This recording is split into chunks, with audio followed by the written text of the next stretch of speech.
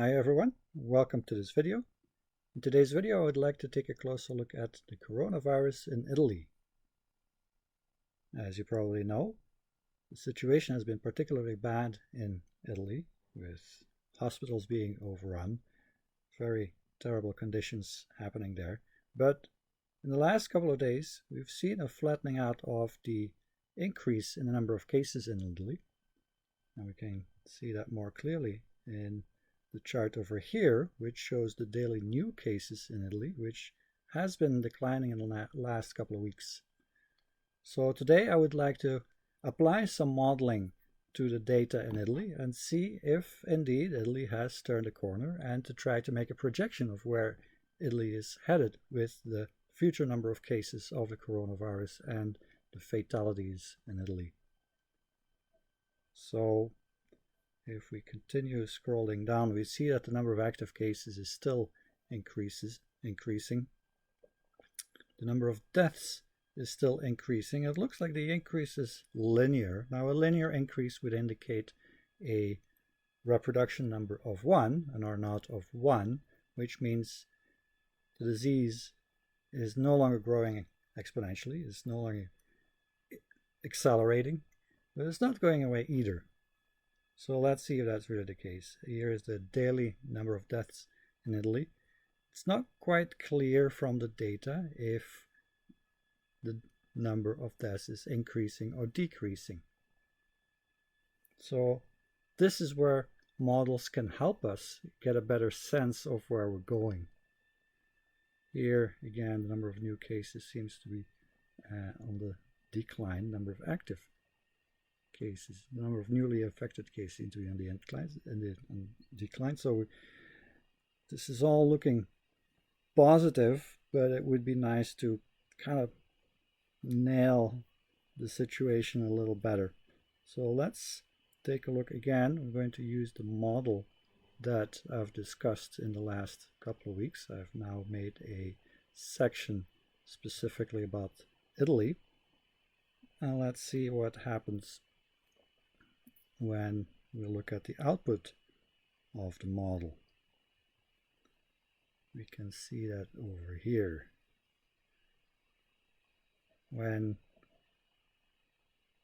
we fit the data to Italy and we come up with the best fitting model, I'll show you the data, more of a close-up of the data. Here, this shows you a close-up of the data in log scale. So you see that the blue curve is the model, the orange line is the actual number of deaths reported in Italy cumulatively, and we see there's a very good agreement between the model and the data, and we see that here also on a linear scale. So a little bit of an overestimate here in the model, but we saw the same thing in China. And if you want to see the results for China, look at my video, my April 1 update, where I use the data of China to test if the model is reliable and to do some kind of a calibration of the model.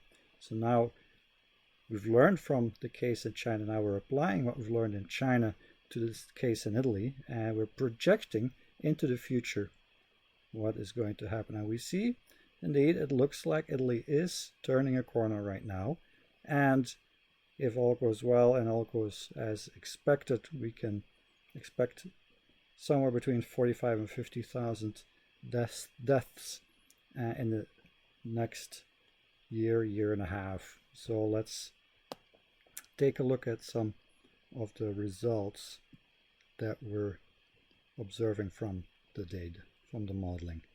So currently, as of yesterday, April 3rd, there are 14,681 reported deaths in Italy.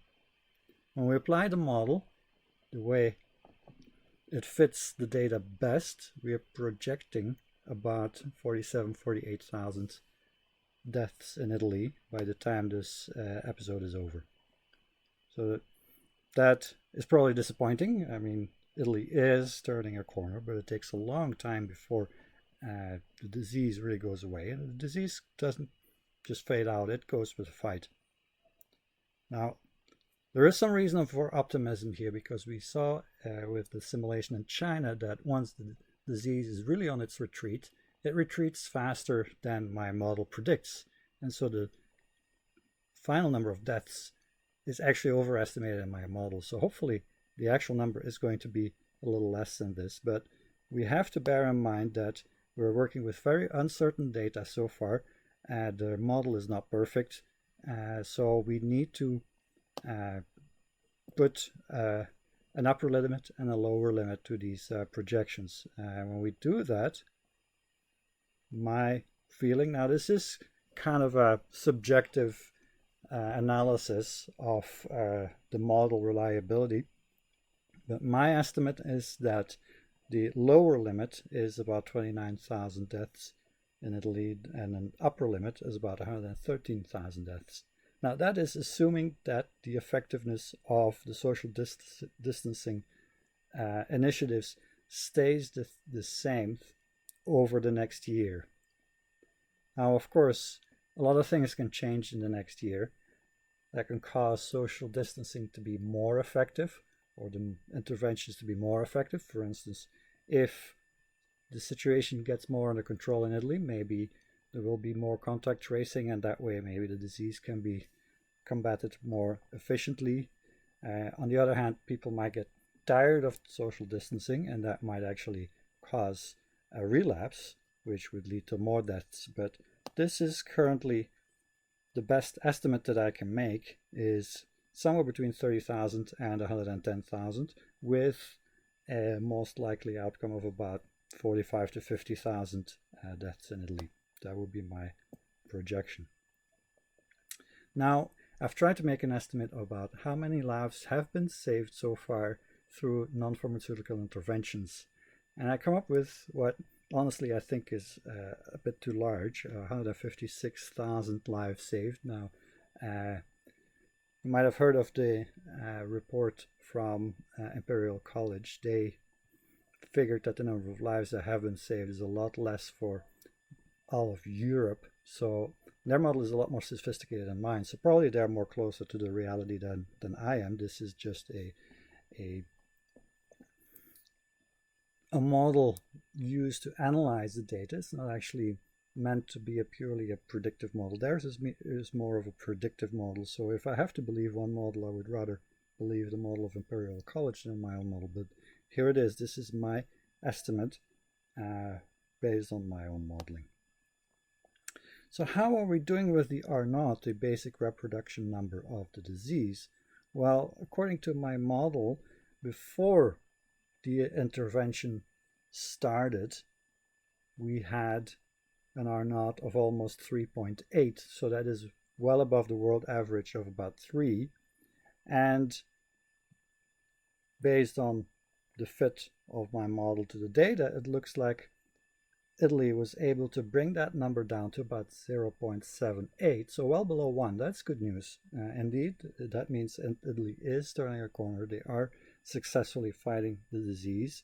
They've actually managed to bring down the infection rate by almost 80%. That's a very good success.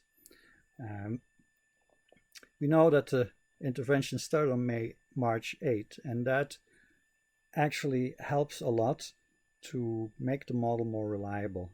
So I don't have to estimate that piece of information in the model. I can actually use that from what we know. We know that on March 8, a lockdown was called in Lombardy, and then the day after that, the whole of Italy went into a lockdown.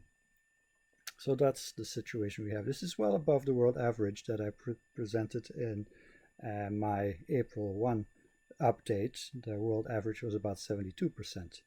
Of course, that means if Italy is doing better than the world average, then the rest of the world is doing worse than the average. And I will talk about that in a minute, and I'm afraid that the news is not so good over there. Actually, it's quite terrible. So let's take a further look at the cases. So far, there have been 119,000 reported cases. Based on my model, I estimate that currently there's about 2 million people in Italy that have the coronavirus or have had the coronavirus, which means that roughly 1 in 20 has been reported. The projection is that in total about 3 million people will get the disease. So that indicates that almost about 2/3 of the people who will get the disease in Italy already carry the virus. And then finally, that is just a repeat of the same information. Okay, so if we look at that in graphical form, we've shown you this chart, and log scale looks like this. Remember, when you have an exponential increase, this curve in log scale should be a straight line. So clearly it's already deviating from a straight line, and we're expecting that deviation to become stronger and becoming a horizontal line, probably by late this year. What else do we have? Here we see the number of cases. In a linear scale, it looks like the model compares very favorably with the data. So here I'm assuming that for every 12.5 actual cases, only one is reported. So 8% of the cases are actually reported. In a linear scale, it doesn't look, in a log scale, doesn't look so good. There's a clear change in the effectiveness of reporting, and that's what's causing the deviation between the model and the data. This is the number of active cases. We see we should now be at about approximately at the peak of the number of active cases in Italy. So the people are actually showing symptoms. Now here we see that my model is underestimating the actual number of cases, but we saw the same thing in China, so probably that is just consistent with what we're seeing in China. It's not something that we need to worry about. In China, actually, what we saw, the actual number of cases exceeded the modeled cases and then declined faster than the model. And I'd like to refer to my April 1st update to show that in more detail. So hopefully the same thing is happening here, that we are very close to the peak in the number of active cases, and that the number of cases is going down from here on. The number of seriously sick people currently is also peaking, and it's a little more clear in log scale. Currently, according to the model, there should be about 60,000 people who are seriously ill and who need hospitalization in Italy, but that number is slowly going down. Now in Italy, a lot of people are deliberately not going to the hospital. They decided to stay home even though they need the hospital, because the hospitals are overrun, and they would rather stay with family even if they risk dying there rather than going in an overrun hospital where the care is not going to be ideal anyway. Now the actual number of cases, as I said, is currently about 2 million and will further increase to about 3 million if we can believe my model. In linear scale, you can see that over here. So we'll see a gradual decline in the increase of the number of active cases. So that's Italy, and that's, I would say, reason for optimism, and despite the tragically high number of deaths that we are projecting here. But at least Italy is turning a corner, and hopefully the future will bear that out. And as I said, that actually means that there is some bad news for the rest of the world, because that means the rest of the world is doing less than the average.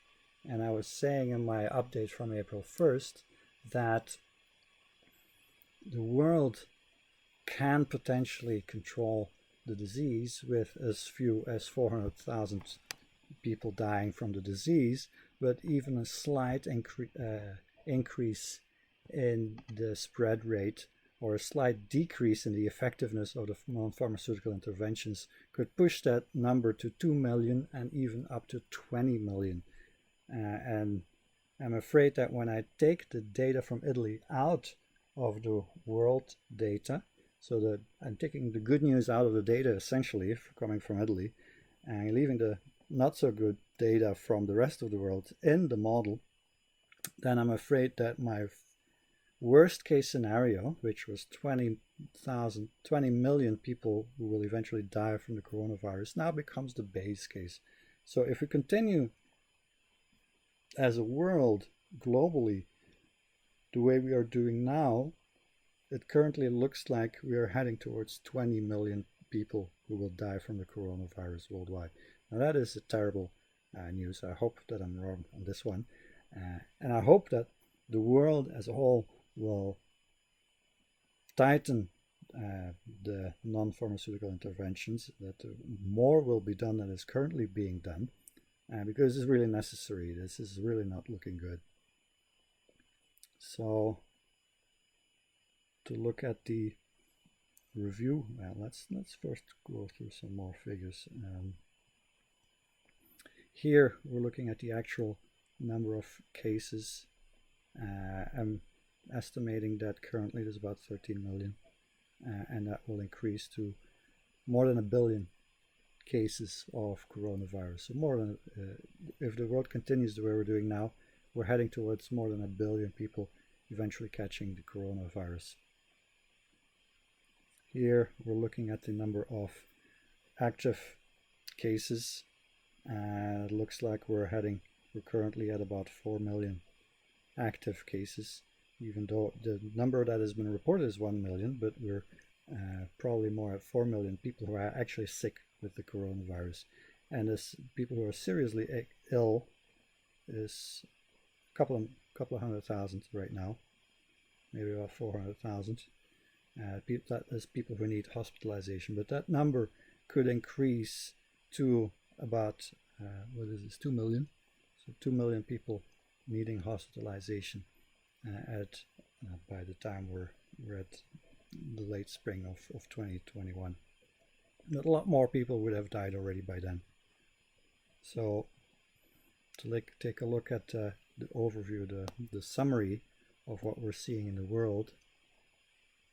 Currently, there is about 41,000 deaths in the world outside of China and Italy. So we know those two countries combined are another 16,000 or thereabouts, 17, 18,000. So in total we're at about 50,000. That was yesterday, at the end of yesterday. My model now predicts that by May 1st, 2021, there will be 20 million deaths from the coronavirus, but that number has a huge uncertainty. My projection is the range goes from about 500,000 to about 50 million. And there's an important message here. So it is not too late to bring the number of deaths down to about 500,000, but if we keep deteriorating, the number of deaths could be as high as 50 million. So what is it going to be? 500,000, 50 million, 20 million? Let's try to get it down to 500,000, but that requires a very strong concerted action to make the non-pharmaceutical interventions more effective all over the world. Because if we don't, then this is what's going to happen, if not this. Number of people that have been saved by non-pharmaceutical interventions is currently estimated at very low value. So that is actually lower than the value that I'm projecting for Italy. And the reason is because there's been some good news happening, some positive evolution happening in Italy, but there's been some negative evolution in some other countries where things are just accelerating. So the number of deaths that have been saved in Italy have been counteracted by an acceleration of the spread of the virus in some other countries. So that is actually very bad news. Now let's take a look at the R0 worldwide. So the R0 worldwide is about 2.8 before the intervention started. Now that's a little less than what I indicated on my April 1st video, where I said the R0 is about 3 worldwide. But remember, these are the data not including Italy as well as China. And in Italy, the R0 is substantially higher. It's almost 4. So taking out the Italian data from the world data, we get a slightly lower value, about 2.8 for R0. So that is good news. But the bad news is that so far, the world as a whole has not been very successful with its non-pharmaceutical interventions. So far, the effectiveness has been only about 60%. And that means that the R0 is currently still above 1. And that is the problem. The R0 is not below 1 yet. The disease is not under control yet on a worldwide scale, and that is why the number of deaths is projected to be so high. We need to get the number below 1, the R naught below 1, if we want to be successful at saving a lot of lives. So what does that mean for the number of cases? So as of yesterday, about 915,000 cases were reported, not counting China or Italy. My model indicates that the actual number of cases is more on the order of 13 million. And when we look at how many people will get the disease in the next year or so worldwide, the model projects that that number is about 1.4 billion. So let's hope that we can do something about these numbers. The good news is we are close to 1. So with some improvements in the non-pharmaceutical interventions, it should be possible to get this number below 1 worldwide, and then we can be a lot closer to this 500,000, which is probably now unrealistically low, but let's just hope that we can still get close to that number rather than the 20 million that we're currently heading for. So that's the main message for today. Let's work together worldwide to get that number down as far as possible, because the difference it will make is going to be gigantic. And we're talking about millions, tens of millions of people whose lives can be saved if we all do our part. So I hope you find the information in this video useful. If you did, please like the video and subscribe to the channel. I will present more data from other countries in the next couple of days, so please watch out for that. And I hope to see you in the next video.